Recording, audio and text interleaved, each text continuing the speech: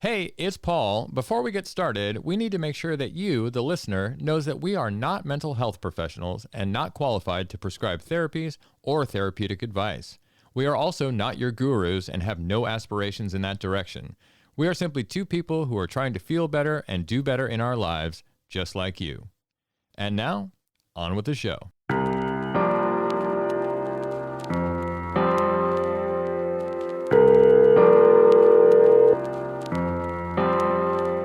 What's up, Paul? What's up, Maresy Dotes and Dozy Dotes? Little Lambsy Divey. That's it. That's your last name. Hey, listen, I know we're on hiatus right now, but listen, there's some stuff happening in the country, and I'm looking through the social media feeds, and there's some people, good friends of ours, just absolutely freaking out. And so I thought maybe it would be nice to do a bonus episode on, election anxiety, political anxiety, and sort of what's going on, and what we can do to maybe minimize that in our lives, so we can actually do what's important to us. What do you think about that? Would you be willing to do that? I love that. Okay. Yeah, because I think we're all feeling this, and I'm in therapy for anxiety. So Right. I might have some things to help people out. Okay. Anyway. Great. Well, I'm super stoked that you're on board. Let's keep our same recording time, and I'll see you on the studio on Thursday. Let's do it. Okay. Bye. Bye. Freedom over fame. Freedom over fame. The cycle stays the same. Hello, listeners. Welcome to our bonus episode. Welcome to our bonus episode where we're talking about everything. Yeah, we're talking about the linking of the anxiety of our future in a personal context, in a national context here in the political US. context, yeah. Yeah, a political context, but also a global context, and it's all interrelated. And anyway, I just told Paul, you need to be hitting record about what we're talking about. We have these amazing conversations that you never hear, listeners, so we're just going to let you in on this one. And for a bonus episode here while we're on our hiatus, we figured we would get in and talk about some things, because there's certainly some stuff happening right now. And so we're going to record this and release it immediately after this. Yeah. And Paul, what I want to say about everything that is going on and how heavy everything feels. And I have been really just seeing the anxiety trying to drive the car that is me. And I am it is every day, the closer we get to this election, the more I'm doubling down on nope, I have to come from kindness and love and connection, and not let the anxiety drive this car off the cliff into the abyss, because I can't be in my power otherwise. Right. And it takes a daily practice. It takes keep coming back to presence and what is my power in the right now, because we are all sitting here thinking about a future that doesn't exist. And we're projecting our fears into what that future will be. And if we do that, we're just going to drive the car that way. And so I am just trying to remember, what is my vision for the future? What does that entail? How does that feel? And how can I remain in that right now so that that vision can come manifest? Yeah. Essentially. Yeah, I agree, man. I mean, there's a saying in therapy, it's control the controllables, and a lot of the time we grasp out to try to control the uncontrollables, which really is everything except our inner state, And, there's a Jim Carrey quote. I've been saying this for a long time. I'm not sure if I got it from Jim Carrey, but he certainly reflected it not long ago, which is, there's only two choices. You can choose fear or you can choose love. And that's, and every other dual choice that you can make kind of is contained within those two, and so the trick is to keep choosing love. And I don't think we're doing the greatest job of that on either side of the aisle, in this country right now. I just don't, you know what? I will say the loud noise is what is controlled by the fear. Yeah. I do think that there are plenty of people who are quietly trying to get their inner peace lined up that aren't in front of microphones that aren't on Yes. loudspeakers, that aren't. Mhm. So they exist and we're out there. And I think that's why it right now feels so anxiety ridden and lonely Mhm. for people Mhm. because they're not hearing sane Right. voices Yeah. have conversations about Yeah. this. It's, like whether that's on the phones, on the TV, all the ads, all that stuff. I think most of us just want peace and sanity and for the entire world to get their shit together Mhm. Mhm. and understand that when you divide, you cause violence. Right. And that's You cannot divide. You cannot look at other people as separate from you. You just can't. Whether you believe you share the same values or not, because once you start doing that, you separate from yourself. And agree. Yeah. Agree. I mean, we're both of the mind that we are all one thing, that Mhm, we are all one, universal consciousness or God or whatever you want to call that. And yeah, I mean, it's violence against yourself to mhm, separate yourself from other people and and the and the planet. planet, and if you think we're talking about conservatives, we're not. We're talking about Mm-mm. everybody Yep.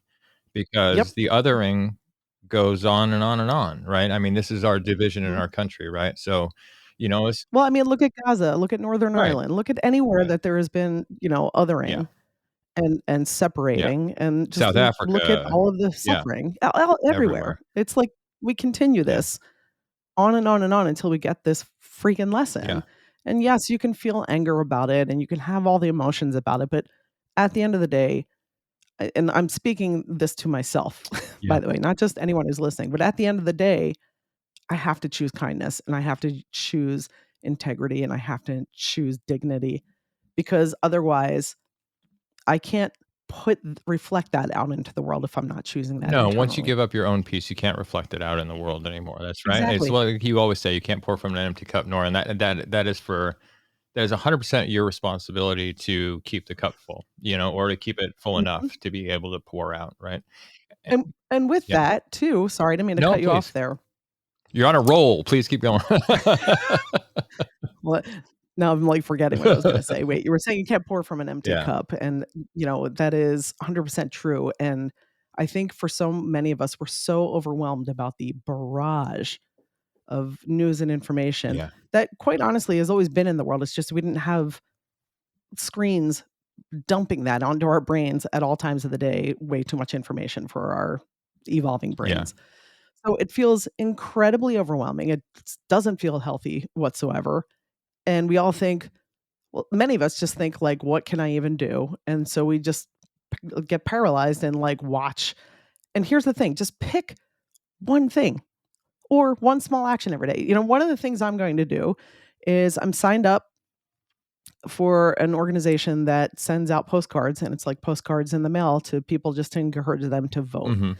Because the data shows that if you handwrite a card to someone, they're more likely to go Yeah. vote. So I'm gonna go do that, and that's one thing I could do that I can just, I don't know, write out 10 cards per day, send them out in the mail. Sure, yeah. And collectively speaking, when we do all things, like, just when we're trying to do all the things, we run ourselves dry. But if you pick one thing, you can stick with that and let other people pick the other things Right, that need to be handled. right.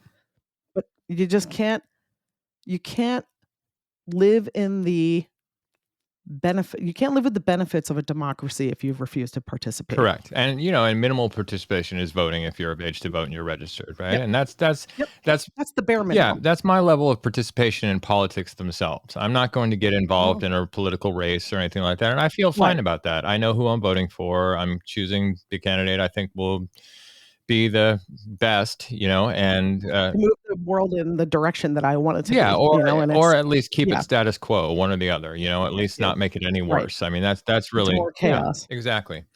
But I think there's a couple of things at work here, which is sort of a zoomed out view of everything that it's really hard to take when you're in anxiety. When you're in Yep. anxiety, you crave for more information to assuage that anxiety. But what it does is it keeps you in that loop a lot of the time. I remember after 9/11, everybody's glued to their television including myself, Mhm. You just because it Same. never happened, right? I mean, it had never happened in the Right. history of the country in that way.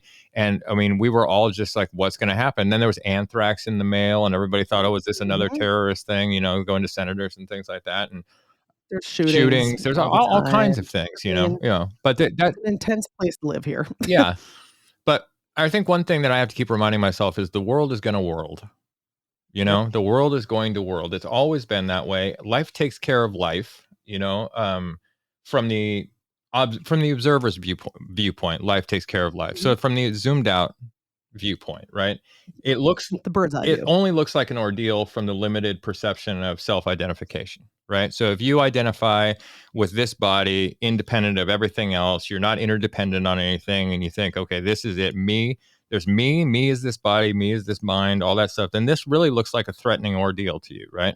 Yep. But if you have the observer's viewpoint, you can kind of say to yourself, life takes care of life, right? You can do what you can Mhm. do, but you can't change the world. And I believe that you shouldn't even try to change the world, because that's not your business. Your business is what you've been given to do locally. Is Yeah, responding. responding. Yeah, Your business is responding. responding. It's not going out and messing with things. Mhm. I think we talked about Chesterton's fence on one episode we had before, which is the idea is you never remove a fence before you know what it's there for.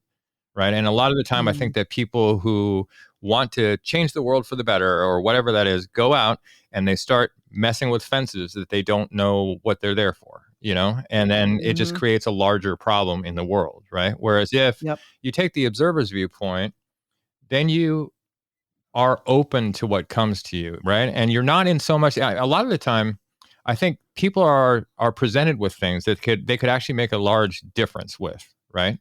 Mhm. But they're so much in their individual personality, egoic view, that they miss those opportunities, right? Because they're filled with Mhm. anxiety, they're filled with dread, they're filled with all the things that modern life provide, and Despair. despair, right? Yeah. Depression, all these things, right? Because there's that very personal viewpoint of everything. I'm depressed. I'm anxiety filled. I'm all the way, and that's all just the personal I, right? We're talking Mhm. about the universal I, right? The universal consciousness, the thing that we're all a part of, if you want to call it God or whatever you want to call it. From there, just accepting what's there, what's for you, like, Mhm. for instance, just a very simple thing. You see an unhoused person, Mhm. that's for you, right? That's for you. This morning, I saw somebody sleeping in our park. That was for me. That was my job, and I take everything like that as my job that comes through. And then you're available. You're available for assignment. I like to say, right? I Right. mean, that's the thing, Right. right? So if you can get to a point where you have that life takes care of life thing, I think that's a really key part to lessening the anxiety around politics and world events. Yeah. Yeah, and, quite honestly, of, like, not projecting like, recognize when you're projecting your and I'm saying your as to me. Yeah, yeah, yeah. When you're judging other people without even actually having any idea who they are. Right. And sometimes when they don't have any idea who they Yeah. are. And that's why, they are the way they are. So, I don't know, I just to live in the United States is to live amongst enormous ego. Hmm. Yep. And those of us who are working to shed that, at least unhealthy ego, Hmm. uh, the best we can, the more you build awareness around it, the harder I think it just gets to be in an environment like this. Hmm. And I think the only way we change that is to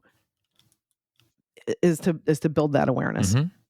It's the only way through this. And like this is I I don't want this to sound like this is a quote unquote religious crisis because we're already seeing that weaponized in our Yeah, we're not culture. doing that. I really think but I do think that we are amidst, quite honestly, like a spiritual Yeah. crisis.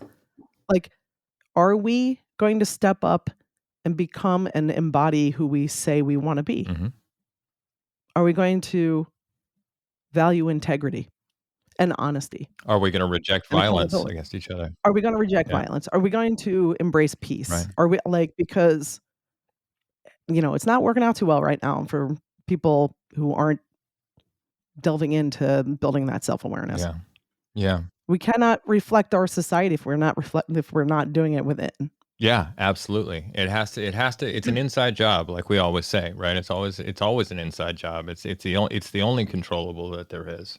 And just speaking to, the othering thing, I want to talk to our liberal friends for a second. I see a lot of my friends who are liberal, very lefty, and there's a lot of posting going on around the election and things like that about how misguided the voters are on the other side of the aisle, how they are too stupid to know that they're voting against their own self-interest and things like that. And I gotta You're say, only making guys, it worse. that's othering. Yep.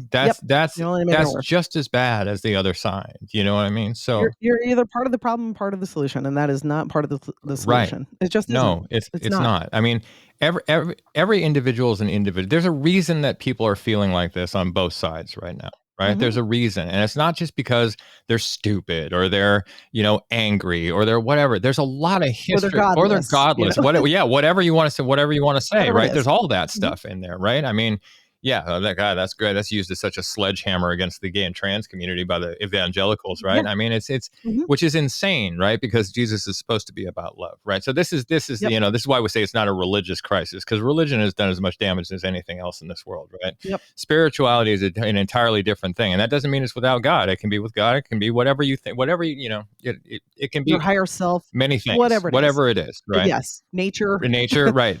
But get in touch because it's all the same thing. It doesn't matter what it is. It doesn't matter. Exactly. It doesn't matter if you're a Buddhist or a Hindu or a Christian or whatever that is. I mean, I think Gandhi said that exact thing at some point, right? He said, I'm a Christian and a Hindu and a Jew, and so are all of you. And I think that's true. It's all one thing. So whatever path you're on, like, stay to that path and then reject the dogma that goes against what you feel in your heart, right? Like, reject the violence that religions bring on each other, because I don't believe that's part of I don't believe that's part of God. I don't believe that's part of, power and ego. Spirit. It's power and ego. Ego, and control. It's all that. It's just control, right? And speaking of which, you were talking about the news media before, right? Well, it's all calculated to keep you watching. Obviously, we all know that, right? So what do people do when they're in anxiety and fear, right?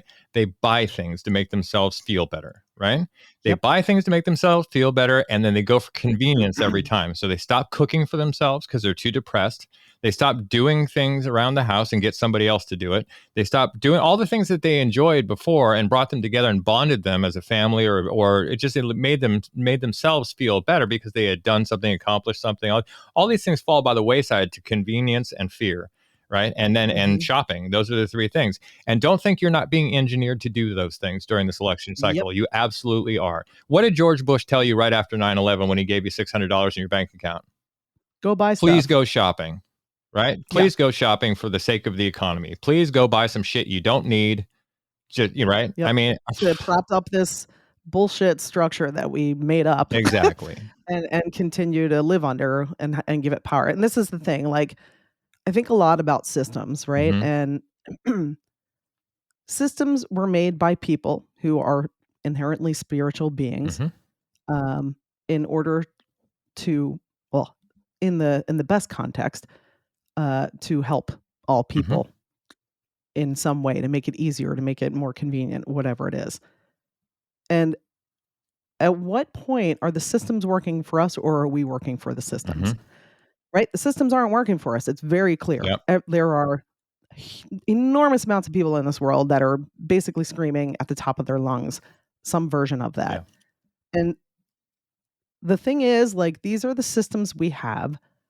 So how do we get into the systems to make them better, to improve them? Because if we are saying to burn it all down and we don't have a replacement to house the unhoused, to protect the most vulnerable, and the amount of people that have died for the vision of peace, for the vision of unity, it dishonors them. It dishonors them if we just say burn it down and have nothing better. If we don't have, the thing is radical acceptance and radical kindness, because the radical acceptance part of me is saying, okay, this is not a perfect system. These are not perfect systems. I understand that. These systems have harmed a lot of people. I understand that. Burning it to the ground without having anything better to replace it is just more chaos.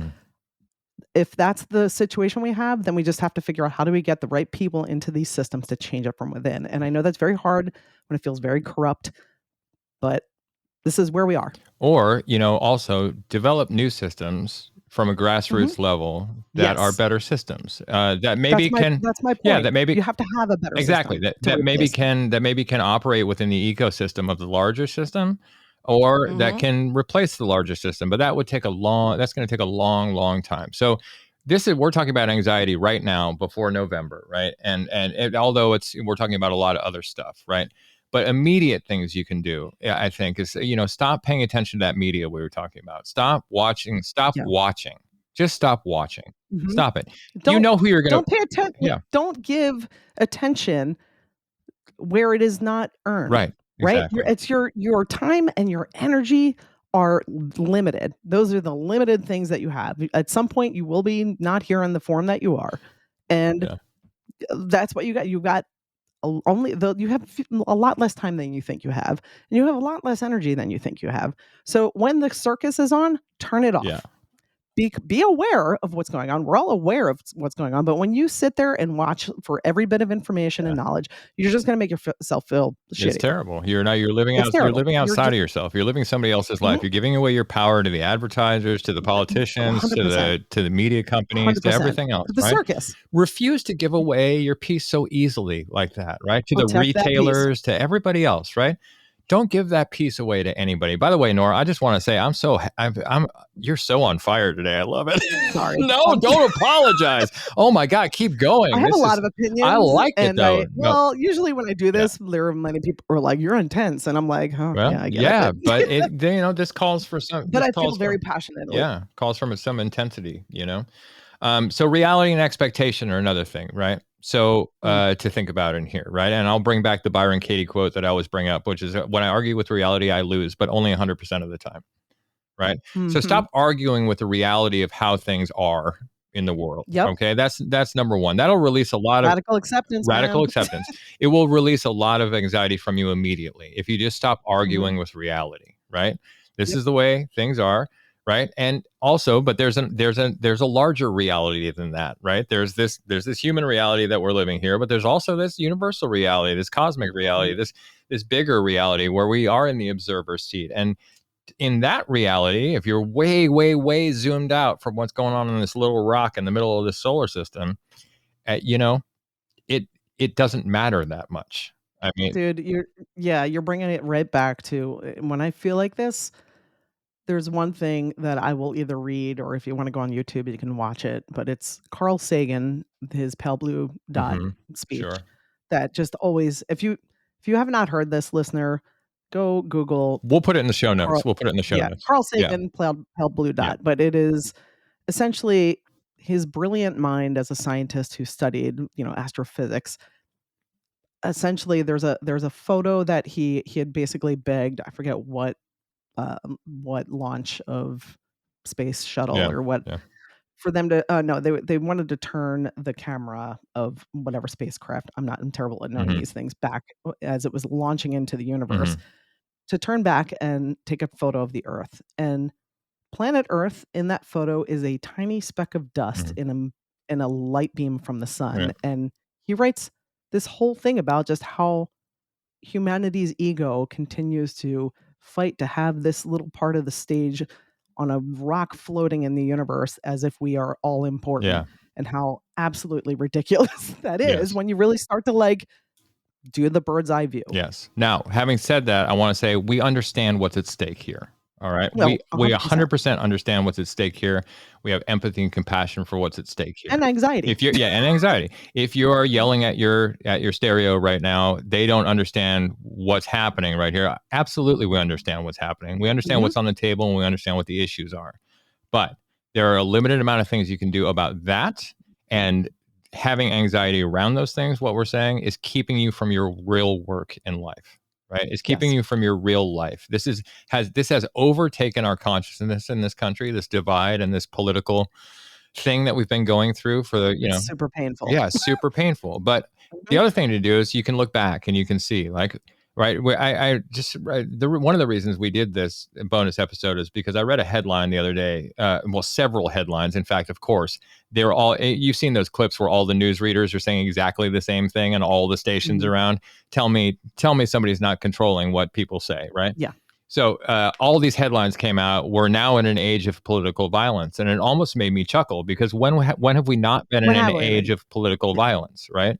I mean. Yep. You know, Archduke Ferdinand, we're in an age of political violence, right? Lincoln, right? MLK, Reagan, JFK, Bobby, Malcolm. Civil rights movement, suffragists, all of it. All of it. There's always been people dying around politics. That's the thing. There's always been politically violent. It never hasn't. And if it's not overtly violent, then it's like like Reagan and the AIDS crisis, right? It's not overtly violent, but how many people died in that one, right? I mean, how many of my friends had to die because somebody wanted to ignore a disease, even though one of their best friends, Rock Hudson, who was a great friend of Ronald Reagan and Nancy, had the disease. Yeah. Did they do anything even then when he was dying? No, they didn't. So there's this kind of I don't know, shadow violence that goes on in the government too, just by violence by ignoring, or violence by tabling, or violence by shoving to the side, right? And most of those people that get shoved to the side, guess what? Are the others, right? Are the not white, not straight, not cisgendered, not whatever, right? Not wealthy, right? It's always been there, people, right? South Africa. I mean, we could go on and on and on. It's never not been there in the history of the world. But politics by its nature is violent. I mean, I think, if as long as you have these two opposing forces and we're divided, then there's going to be some sort of violence and some sort of othering in there, right? Now, I'm not saying you can get rid of government. That's not what I'm saying. I'm not an anarchist, but I am saying it's not a new thing. This is not a new cycle we're going through. And and it's always been ups and downs. I mean, if you look at the 20th century, it's mostly downs. How many wars did we have in the 20th? We had 4 wars in the 20th century, 5 wars. Yeah, more than that. I mean, oh my goodness. More. Yeah. Oh, way more. I forgot all about Iraq, where we killed 180,000 some odd civilians over somebody else's lie. I mean, I don't want to get into all that stuff. I'm sorry. But the examples just keep tripping off your tongue, right? When you start thinking about the violence that we create in the world, right? So the way to start stopping that violence is to get it out of you. Yep. And then somebody else gets it out of them, and then set that example for your children. I mean, my God, don't let your children see you watch CNN all day long. Paul, I read this quote today pertaining to this that really just it's such wise, and it hit me with it. Be ruthless to systems, be kind to people. Oh, I love that. I love that. I love that. And that is I am throughout this entire process. I feel like I need to tattoo that on the back of my eyeballs. Yeah. Be ruthless to systems and kind to people. We have to remember that. And find out who they are beyond how they vote. I mean, that's the other thing too. Exactly. Because I'll tell you a little story. All right. I go to the flea market all the time, right? I don't know if I've told this on the podcast before, but I go to the flea market because I have an antique store and I deal in antiques.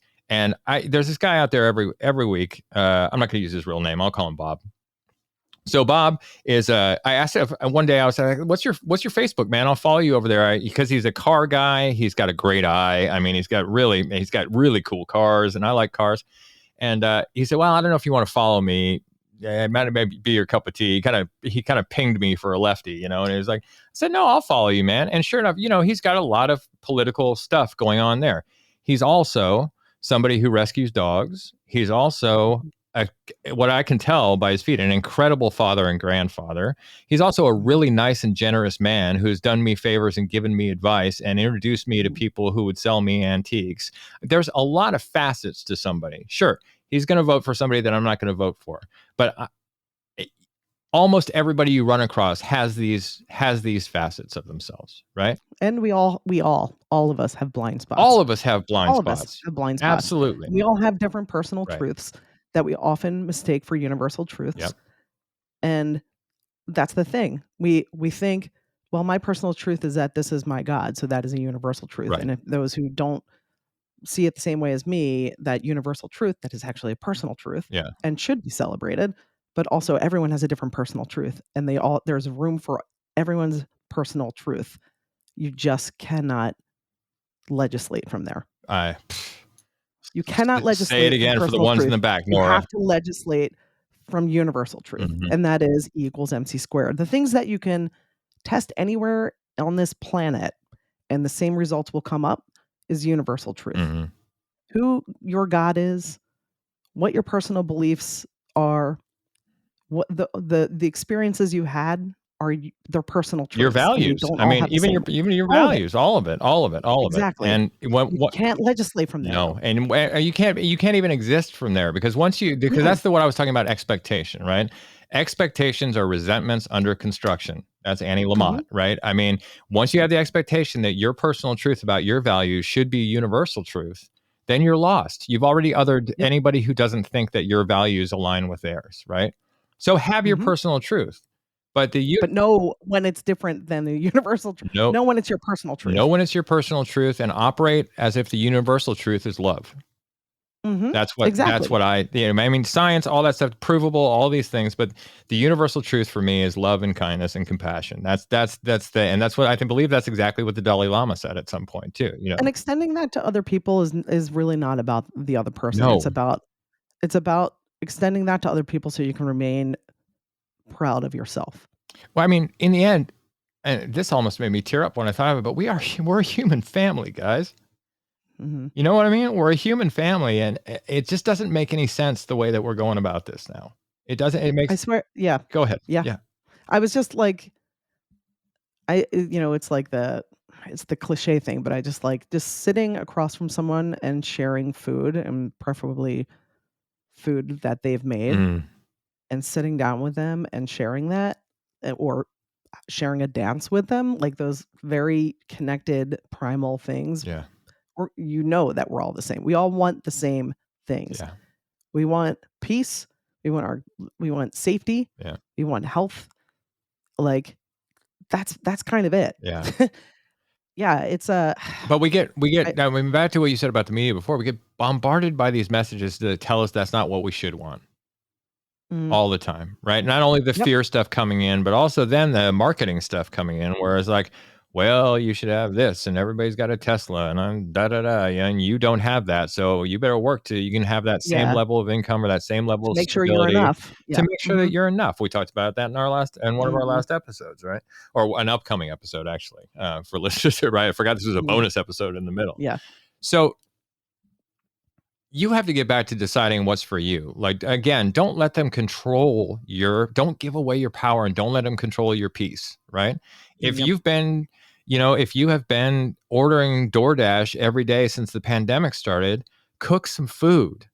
If you've been, wanting to do some gardening. If you've pick up a hobby, whatever it is, do it with somebody else too, if you can. I mean, for your own peace, it brings people. I mean, Kat and I, we garden together every weekend. We do projects around the house every weekend. We eat meals at the table together, not in front of the TV or anything like that.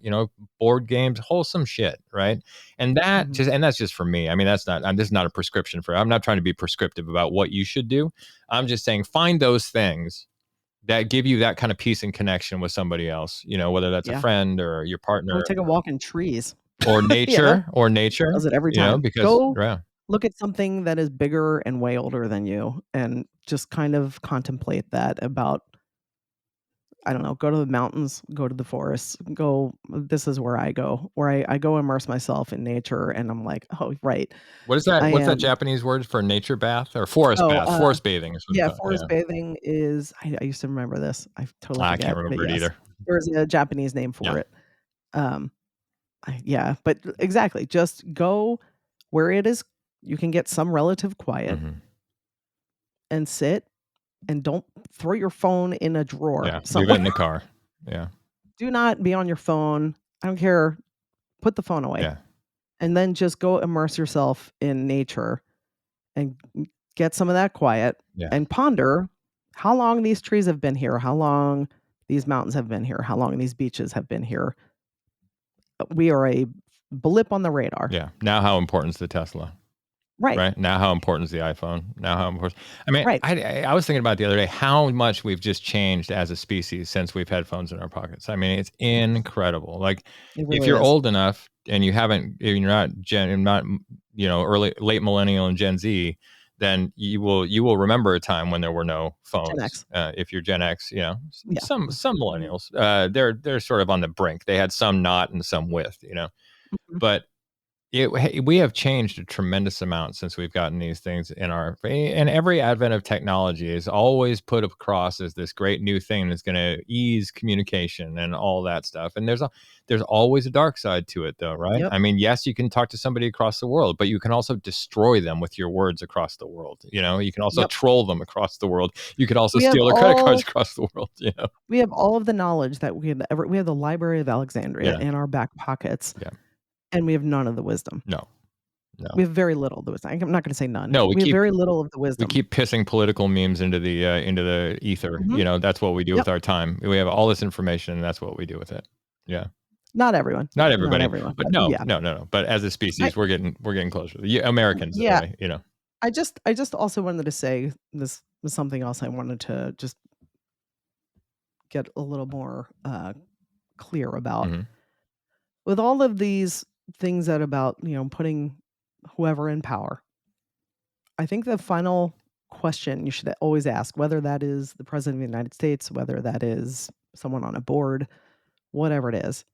But if you're going to put someone in leadership roles, ask yourself if they are extending power to the people, power with the people, or power over the people. Mm-hmm. That should be front and center. Yep.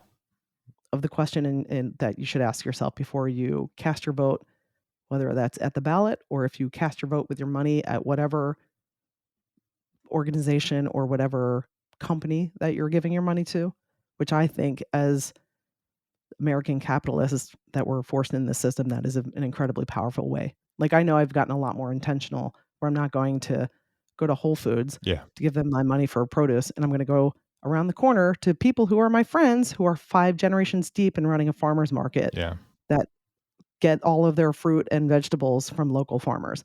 I'm giving them my money. And I'm trying to, we can't, the convenience factor that we have of like, just push a button and then it shows up at your doorstep and you don't overnight and you don't even have to talk to anyone. We're losing a lot with that. Yeah. The isolationist aspect, I think, is really important that we should talk about too, right? Especially since the pandemic, we've become much more isolated and much more push button culture. You push a button and something arrives, I've really made a practice of saying hello to everyone I meet on the street. When I'm walking the dog around, things like that. Met a really nice young man and his son today and their dog, and and learning the names of my neighbors, and just having chats, building community, but doing it with a smile, doing it with the intention of love, doing it with the intention of, I'm reading this book by, I'm reading this book right now by, well, it's not by her because she was actually illiterate, but it's about her, and it's transcriptions of recordings of her satsangs. It's her name is Anandamayi Ma, and she was an Indian saint who was sort of born enlightened, and she talks a lot about, treat others as if they were saints or as if they were gods, or as as if they were God, and it can really flip the way you relate to everything else if you just even try that for a day. Right. I mean, if you just try to relate to people like don't think about that they're God, but think about that they're divine. So let's say understand. that. Yeah. Seek to understand and not to debate. Yeah. Seek to understand, not to debate, and stay detached from expectations, and try to stay detached from your own thoughts that come up and your triggers, because you were saying the other day, even like you get in this conversation, like one of your cousins asked you about one of the candidates and immediately you're like, I just felt like super triggered. Flash of rage, right? Like, but I was observing it. I'm like, oh, there it is. Right. Yeah. There's the trauma. That's the thing. But stop right there. Right. Because that's the thing. You were observing it, right? You were in the observer's viewpoint. So you were not attached to the rage. You were having the rage. You looked at the rage and you're like, well, I felt it. Yeah, all that. Yep. But then because you're observing it, you can let it ebb, right? Yep. You can let it. I can choose my words, which is like, every time there are so many things that are triggering about all of this, and we're all. I mean, I don't know anyone that isn't like freaking out right now. And like, if the house is on fire, what you don't do is freak out. Yeah. You come up with a system with each other to get like each water pail down the line. Yeah. As quickly as possible, and that's the power of power to and power with. Yeah. And I think people We're put, better that way. yeah, I think people put way too much emphasis on national elections anyway. And it should be, I agree. your local politics are what feeds all that stuff. Right. So, if you've got people banning books in your local library, that's way more important. Right. So, I mean, we got to stay free. Yep. Got to stay free. And that's in your mind and in the country, right? I mean, you got to stay free somehow. And locally, I'm 100% convinced that locally is the way to do that. It all starts with you. I mean, I think the main thing about anxiety is that you feel powerless, right? 100%. But Take action. You don't know how much power you have. You have no idea how much power you have. So let me tell you another story. So I'm in this men's group, right? And I can't talk specifically about what we talk about because it's because it's a men's group. It's confidential. Right. Obviously, it doesn't go on. But there's a kid in my men's group who I've started having phone calls with. He's about 20 years my junior. And he has a lot of things going on. And, as soon as I kind of reached out to him because I could see that he could benefit from having another friend in his life that weren't his regular friends or another person to talk to. And we got on from the beginning. He's a music fan. I'm a music fan. There's a lot of things we have in common. But we've been having these phone calls weekly since I started that. And I usually initiate because he's usually a little bit shy to initiate like that. But we have these incredible conversations. And he wrote me this text the other day that was like, it's making me cry right now. He said, I just want you to know that the difference that you've made just in telling me how you think about things and in listening to my problems and to what I'm going through. And he ended. He said, "I just love you, man. Thank you for. Sorry, thank you for doing that. Do not apologize. My goodness, it's beautiful." And it meant a lot to me.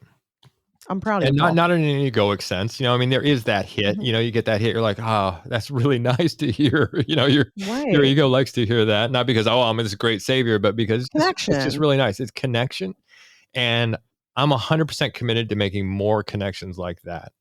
Especially with other men, because we just don't do it. We had an episode on men and shame where we talked about that a lot.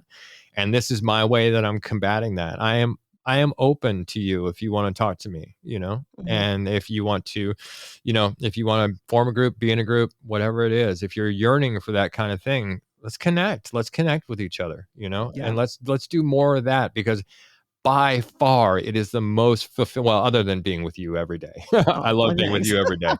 But love being with you too. But by far, it's the most fulfilling hour and a half of my entire week. Every week when we get to talk to each other, because I just love listening to him, and I love Well, it also feels really good, especially for those of our age, especially when people are younger and they're going through certain shit that they don't understand yet because they're just going through it the first time. And the thing is, like, this is why we need intergenerational hangs. 100%. Because you have to understand how the world is evolving as someone who's aging. And how you can serve that better.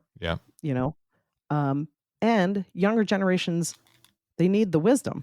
They're starving for it. They're starving for the wisdom. And they're afraid to ask. We all have had to, exactly. That we painfully, what this whole podcast is about. If we only knew then, like the painful lessons that we've learned by this point, whether that's through the different losses and the grief. But if you, again, don't waste your pain. Like there's wisdom there the great thing that can make you feel useful as you age is being able to impart that wisdom to other people to help them improve their lives. 100%. That is the connection. Right. It's like you said in another episode, every time an old person dies, it's like a library burns down. So take advantage of your libraries if you're younger. And if you are a library, open your doors, have better hours, I mean, really, have better hours than your local library does, Give out some books. Offer. Offer, be open, be vocal and be open about how willing you are to connect. Exactly. And it's, you can only give your perspective and your experience. And, you can only connect people if someone else is looking for something that you know are not, but you probably at this point know a few people who have had certain experiences that you can connect each other to. And that's how this world becomes less lonely. And less scary. I mean, I didn't have anybody to talk to when my father had dementia about that, because none of my friends had experienced that yet. I was the first, unfortunately, in that line of people. Since then, I've talked to a lot of people whose fathers or I mothers had just spoke dementia. to one of my oldest friends last night whose mother-in-law is testing Right? right now Yeah. for, she's got cognitive decline, and I'm like, I feel heartbroken for her, but I was telling her, "Listen, I did 13 years of this progression. Yeah. I have a lot of knowledge and wisdom. Please utilize And I made what a I have lot of to offer." mistakes in that same. I Of mean, and course. so did you, I'm sure, Mhm, right? I mean, mhm. again, don't waste your pain and don't waste your mistakes, because that's the Right. whole education, right? And that's what the library offers. The library offers you a way to not make those same mistakes, depending on what library you're patronizing. You know what I mean? Yeah, So, yeah. yeah, Anyway, Paul, I don't know, I think we kind of touched many, many different directions here. for sure, for sure. Is there anything else you wanna add to this I conversation? don't really want to add anything else, but I just want to Mhm. say, let's try to go forth with love in our hearts, Yeah. okay? And Yep. try for a day to turn off the noise Mhm. around you, all the noise, even your friends' noise, even the noise Even that's your inner noise. even your inner, yeah, especially your inner noise, but even the noise that you agree with. That's the thing, right? I think Mhm. we always give way more weight to the good than the bad, but I don't think you should give weight to either. Don't give weight to Mm. either thing. Just try to remain neutral for a day. Think about the remaining part of your life and Mhm. how you want to feel. Like you always say, your goals aren't so much, or your goals are all based around how you want to feel, right? You want Yeah. to feel safe, you want to Wanna feel feel connected, relaxed, you want to feel connected, you want to feel inspired. inspired, part of a Mhm. community. You want to feel less frightened. You want all of these things, right? You gotta create that though, in Yes. yourself and in your environments. Right. You gotta bring that to your Right. environments. But that If you're requires, in yeah, go ahead. Mhm. Go ahead, sorry. I was No, gonna go say ahead, that go ahead. requires stopping some things, right? That Mhm. requires you putting the brakes on some things, and all those things that are there to interrupt your peace, that are very much designed to do so, as we said before. We've got to try to minimize those things now and get back to our nature, right? Our Yep. true nature, which is togetherness, which is cooperation, right? This whole competition thing was not how the world always worked, right? The most successful societies are cooperative societies where they revere their elders, where there's generational education going on, where there's care and love for strangers and welcoming for strangers. I mean, how many times does Jesus say that in the Bible, right? I mean, and Mhm. how much are we not doing that? I mean, if you're a Christian, but every religion says it one way or the other. You have to be kind to strangers, welcome them, not just welcome them, but feed them. House Mhm. them. All of these things that we got to remember. We got to remember our nature is that. That's what we all want to do. We all want to take care of each other. We just get so wrapped up in the minutiae of this division that we're currently experiencing in the current climate, and it's hard to climb out of anxiety. I also want to acknowledge that it's hard to climb out of fear. It's hard to climb out of anxiety, but there are ways to do it. You just have to have the will to start to find that other Yeah, you path. have to figure out the way when you realize you're in an anxiety loop is to break that thought process. Yeah. And, you have to keep practicing breaking that thought process and then replacing it with a more empowering thought process. And Or the more or you just do that. breaking it to Mhm. nothingness. I mean, that's Right, what meditation does, right? I mean, this is why we're so right. hot on meditation all the time. It puts you in the observer seat. So you can see the anxiety, you can feel the cortisol start to rise in your Mhm. system, and then you can say, "Oh, that is a thought that is not true." And then everything just kind of ebbs back down again. And you go, "Oh, okay, I'm equalized again." Right. That is the supreme value of meditation in a day-to-day sense for me, is that it Mhm. gives me that space to It go, gives you "Oh, presence. look at what's arising. Okay, Right. It let's gives you presence, let's right? just It's yeah, gives yeah. you presence." And you don't fight it. Don't fight with your mind. That's the other thing. I'm sorry, I keep going on about this It's stuff, okay. No, go but ahead. don't get in a fist fight with your mind, because you're gonna lose. Your mind loves to fight. Your mind loves to be in a fist fight. It loves a dark alleyway, and it will lead you down there and beat the crap out of you every single time. So if you have this thought arising that's a negative thought or whatever, you go, "I don't want that. Let's get rid of it." Oh, guess what? That's just gonna be, woo, turn up the volume on that sucker, right? Yeah. So you have to just allow, right? A radical acceptance of your thoughts as well, right? You just Mhm. accept that they're there, not that they're true, but you just accept that they're there and don't fight them. Just let them dissipate on their own. If you don't pay attention to them, they'll go away. Whatever you resist persists. We always say Mhm. that, right? If you don't resist it and you just let it be, it's just a cloud passing in the sky. It'll be gone in a Mhm. sec. Concentrate on your well-being, concentrate on your centeredness, concentrate on your own power that you can stand in. Yeah. And concentrate on love.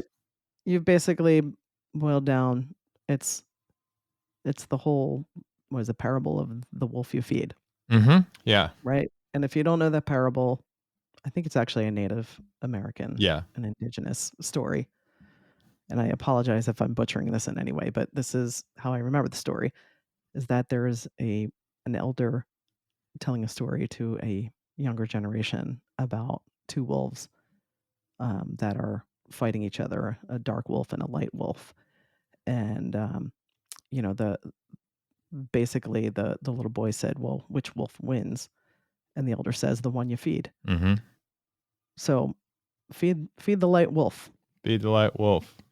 And it's all one wolf. That's the other message in that.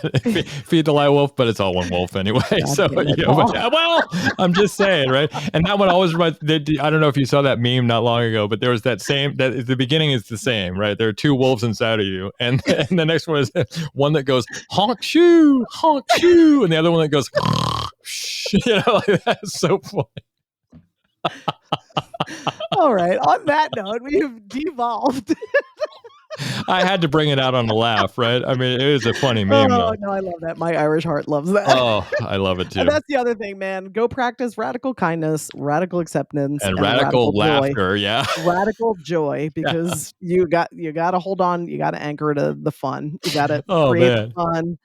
Anchor onto that. Holy shit. Keep laughing, man, because this shit is ridiculous. It is. I'm talking on a universal sense. It's ridiculous. All the greatest sages laugh the most, right? I mean, exactly. Oh my goodness. All the people who really know what's going on laugh more than anybody else, right? So try to get there. Anyway, I love you, Nora. Appreciate you all. I love you too, Paul. Yeah, thanks for being so fiery today. I loved it. Well, it's that part of me that I'm like, oh, here she is. I love that part. The banshee that I'm like, hey, simmer down there, girl, because the Philly street brawler. I love it. 100%. It's in my DNA. I love it. All right. Well, listeners, thanks for joining us for this special episode.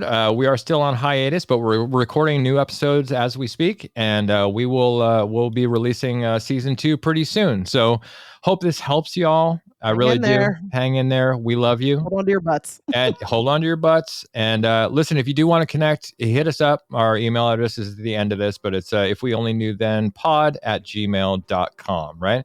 Especially, I made that offer to men who wanted to connect. If you want to connect with me, maybe we could start a group, something like that. I'm open to that. So go ahead and email the podcast address, and we'll get something set up. All right. We'll see you next time, everybody. Bye-bye.